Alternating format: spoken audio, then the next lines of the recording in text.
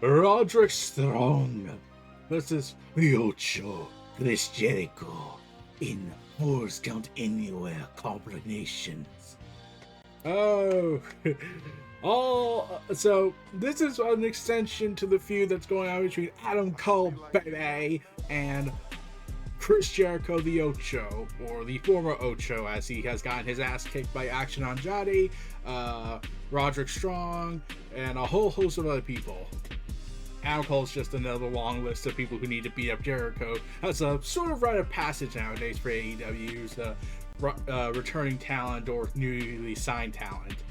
So expect CM Punk and Chris Jericho to happen if Punk comes back.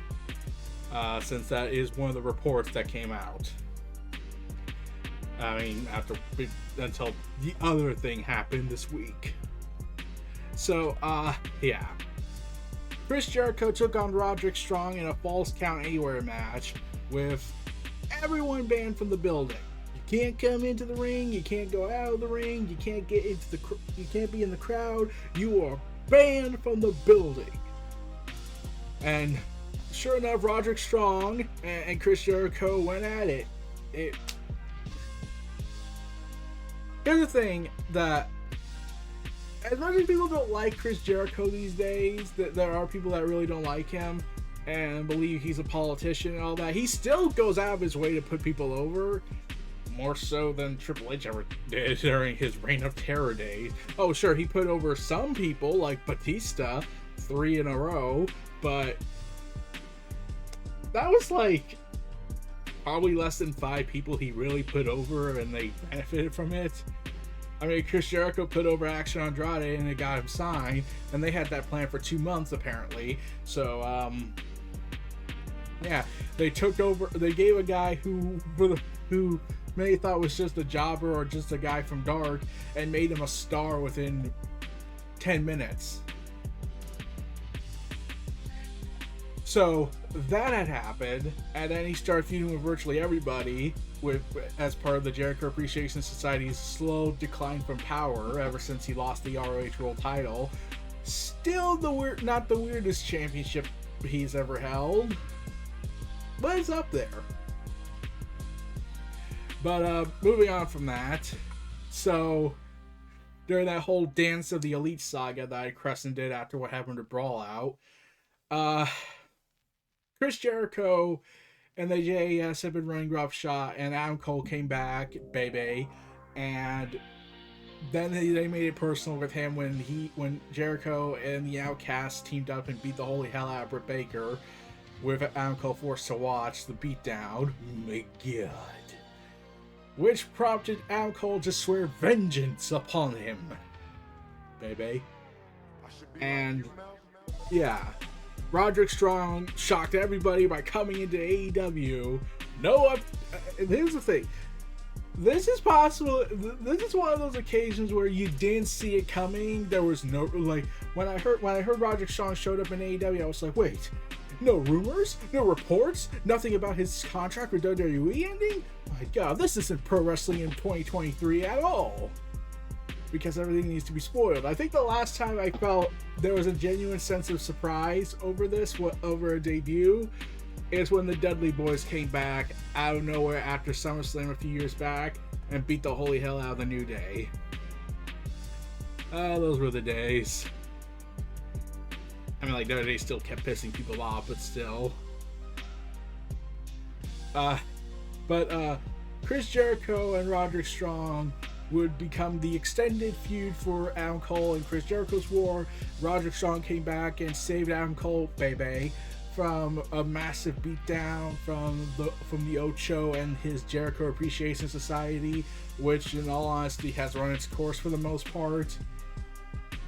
Heck, they didn't even get involved in this match at all when there could have been an opportunity, so props to Chris Jericho having more honor than the enemy in the eyes of the public's kayfabe system.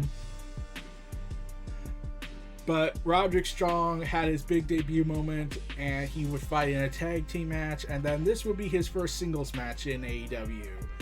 The reunion of the Undisputed Era is looking more and more possible. Kyle O'Reilly might be back soon, hopefully, after his injury he had. Let's hope things are well for him. And I need to do my obligatory Bobby Fish comment, because I'm just going to say it. This was Bobby Fish is probably looking at all this and is thinking, damn, I really should have thought this through more. Like, I'm not discrediting him. Like, he's a great talent, and yeah, but the whole drama that happened with AEW, Punk, and all that. Like, okay, fine. And I'm not saying him going to Impact was a massive downgrade. I'm like probably in payment, but still, Impact has been doing pretty damn well in its content and its whole. We're in an industry where there's a dead man walking, a guy who can control fire, multiple dimensional systems, a man who believes he has multiple personality disorders to the point that he has supernatural powers. And we've had multiple weddings end in disaster.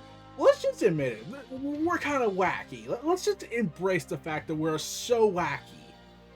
Which led to the infamous moment where Bravo was shot.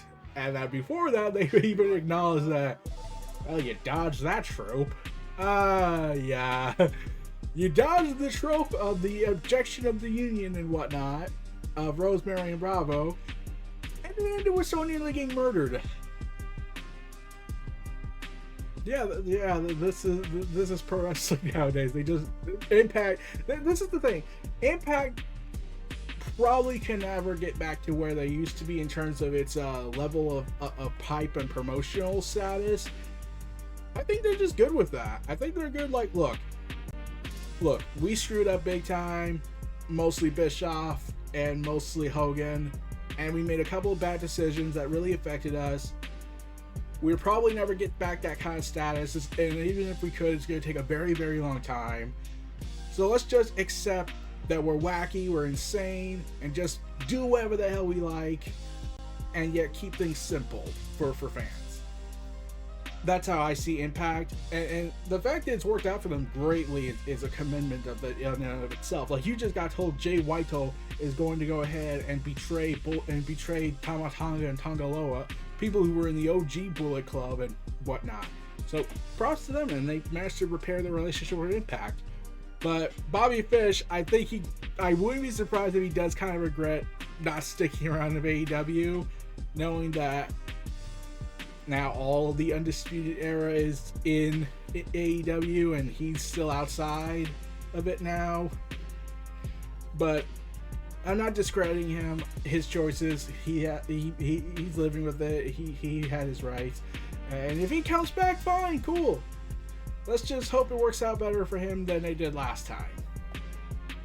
But Roderick Strong coming in and fighting Chris Jericho in his second match, first singles match in a Falls Count Anywhere. That was gonna be insane. I heard that was announced, and I was like, man, I can't. Dang it, I have work. Let's hope it's the main event. It was not the main event. Tragically. It was the second to last match, and I missed it because I had work. Heck, I even missed the Jay Whitehall Ricky Starks match, and that ended in DQ. Surprisingly, it's only the fourth DQ, and we're only nearly at the halfway mark of this year, so, props? Anyways, so yeah, Chris Jericho, Roderick Strong. I think a lot of people were saying this. I think they said this was the best match of the night, to the point that people were joking around that match had a bigger rating than Okada and Omega, which is because CageMatch.net has that system. I should be like you now. That was funny. But then the rating went down a little bit just to balance everything out. But yeah, Chris Jericho and Roderick Strong were doing a hell of a match. They first started out being just a normal singles match. Then they started brawling throughout the arena. I watched the unedited, uncut version of it on the internet because, goddamn, man, they should promote a commercial-free segment at one point in AEW for a while now. I think, once in a while, I think. Anyways, Chris Jericho and Roderick Strong were fighting all throughout the arena, brawling in the back to the point that that frosting was affected by all this. Frosting. However, things took a turn in the middle of the match when the commentators got the report that tragically superstar Billy Graham had tragically passed away. I heard that and I was like, oh, damn. And the wrestling world mourned for that. Everyone was sad, and it kind of took it out of the show for a little bit, especially when Chris Jericho slammed Roderick Strong through a table. So yeah, the show was a little affected by that match. The match was affected by the sudden announcement. And rest in peace, Billy Graham. You're in Wrestling Valhalla now, fighting Bruno Sammartino, no doubt, for the heavenly wrestling belt of the cosmos. Yeah. But they had to get back to the action a little bit more.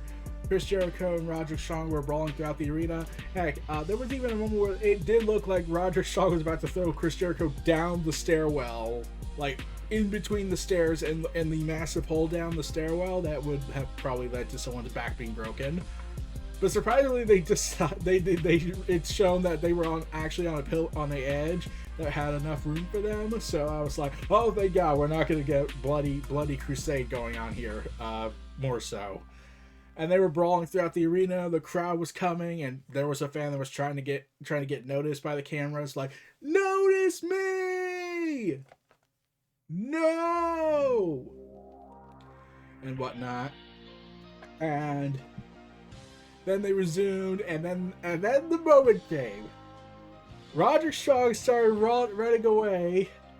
I mean, like, Chris Jericho got so desperate he went dumpster diving and tried to wipe his face off of all that frosting off of him because gross.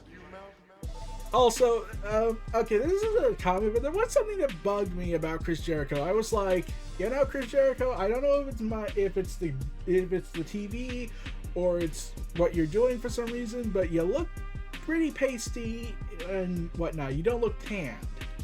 Like, you look pasty and you look way older than you're supposed to be from it. It's weird.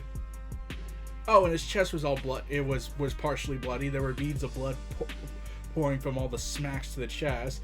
And I'm sure there's a certain vegan wrestler going ahead and being like, ah! Because he just has that problem. And this was before his main event segment, so I'm pretty sure they had to calm him down for another 20 minutes. Or Brian. Then Roderick Strong was running away. Jericho was being over cocky, confident in himself, saying, "You are afraid of the Ocho!" Only to reveal he did not realize the wording in the stipulation of the Falls Count Anywhere, where it said J.A.S. and Adam Cole, baby, are banned from the building, and they were out of the building. And Adam Cole, because he's a face, remember, decided to stand behind Chris Jericho with a look that said, "You're a dead man." And Jericho was like, ah, shit. And now Cole kicked his ass and laid him out with the boom. And Roderick Strong did his signature jumping knee attack and got the victory. 1, 2, 3. And I was like, wait. Jericho didn't have the same idea, and he's supposed to be the bad guy here. And they were on a pile of dirt in a dirt pit outside, and I was like, oh god, when was the last time a Falls Count Anywhere match actually could end anywhere? Like, RB Edwards had to do a vertical pin count at one point over the stairwell because everything was so chaotic, which was funny. But when was the last time a match ended outside the building in a Falls Count Anywhere on a mainstream television show for wrestling? I could be wrong. I think The Miz versus Sanity, when Miz fought all 3 members of Sanity, still calling bullshit on that. But at least there was some logical explanation you could make that Miz was using the environment to his advantage to divide and conquer, but still it's bullshit that he beat 3 guys all by himself with no backup. I should be like you, Mel. Oh man. So yeah, that was the thing. But that was the last time I think I saw a Falls Count Anywhere match end outside of the arena, which says a lot about me. I like back then, during the olden days of Ruthless Aggression, Attitude Era, WCW, ECW. Well, ECW probably did almost every single time they could. They actually went outside the arena to the point that the Rock Bottom Chris Benoit over on top of a car in the parking lot, to the point that they had to force a stipulation on him during heading into a match at pay-per-view between them. But yeah, yeah. Chris Jericho lost to Roderick Strong, and it's been declared that Uncle Baby will take on the Ocho in an unsanctioned match at Double or Nothing. My God. Let's fucking go. Kick it up with him. Let's fucking go. And yeah, it's gonna be an insane match. Chris Jericho's gonna have to unleash the Painmaker in this type of hell. I think the last time we saw the last of the Painmaker was when he had to fight Nick Gage in a no rules match. Still freaking awesome to that day.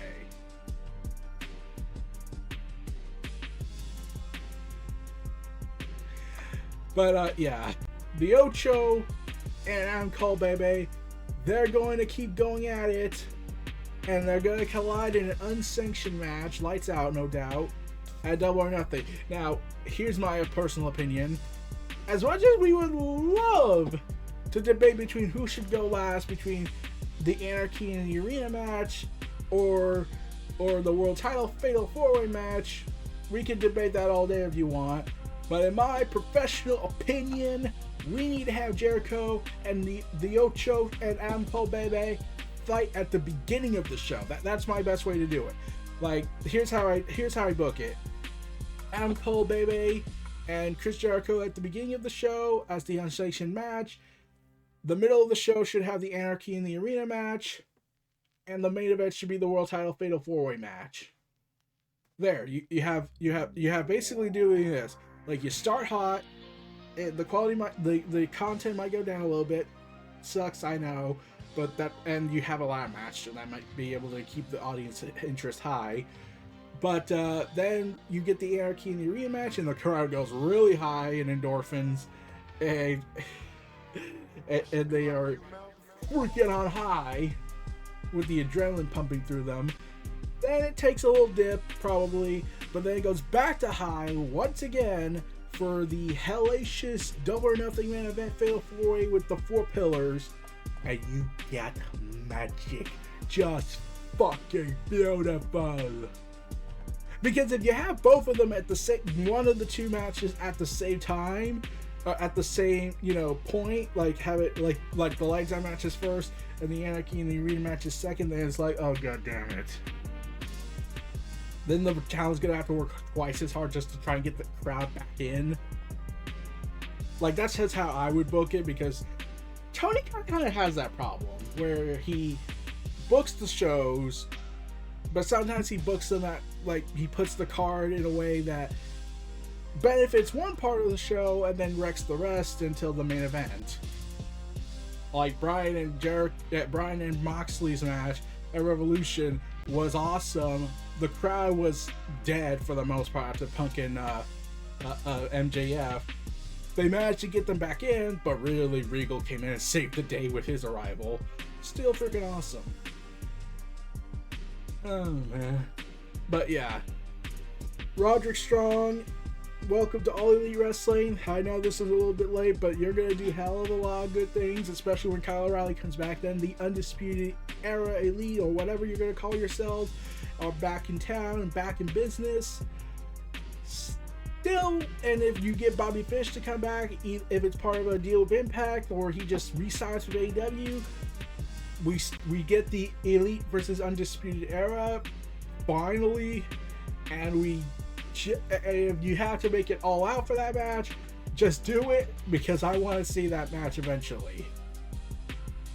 But yeah, this was your host Eric Brown of NRE Neo Reality Entertainment, NRE The WrestleVerse, presenting you my thoughts and opinions on Chris Jericho vs. Roderick Strong and the reunions and all that and all the storytelling stuff. I'll be back again next time and enjoy this new logo I made. A new logo I commissioned. Check it out. New logo and everything. We're trying to get back on top. Feel free to like, comment, subscribe. Check out my content in the description below. Stay tuned for more. I'll see you all again next time, and it will be for the NRE WrestleVerse podcast. And I finally have it uploaded on iTunes, Apple Podcast. I have it uploaded on a variety host of podcasts. I had some trouble at first trying to get the upload process and whatnot, and had to change a different hosting service. I'm still trying to get rid of the copy thing I had, but yeah, get ready for that. I'm looking forward to seeing you all again. Peace and take care. And I have a lot of stuff to do today, so I hope you all have a good one. Peace. See you all again next time. Take care.